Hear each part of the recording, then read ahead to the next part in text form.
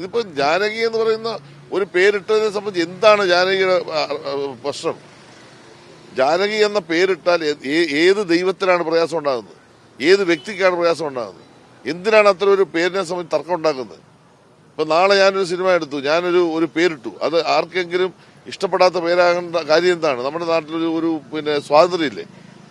നമുക്ക് നമ്മുടെ നാട്ടിൽ ആവിഷ്കാര സ്വാതന്ത്ര്യമില്ലേ? ആ സ്വാതന്ത്ര്യത്തെ ചോദ്യം ചെയ്യല്ലേ?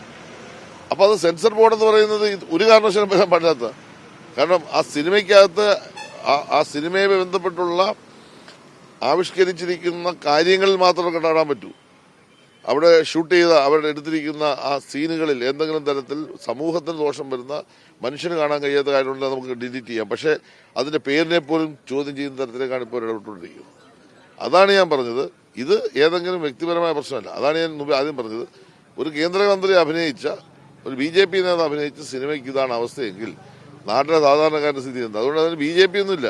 ഈ രാജ്യത്തെ കേന്ദ്ര ഗവൺമെന്റിന്റെ ഇത്തരം ആവിഷ്കാര സ്വാതന്ത്ര്യത്തിലുള്ള നിലപാടുകളുടെ ഭാഗമാണിത്. ശക്തമായ പ്രതിഷേധം എല്ലാ രംഗത്തുള്ളവരും ഉയർത്തിക്കൊണ്ടുവരണമെന്നാണ് ഞങ്ങൾ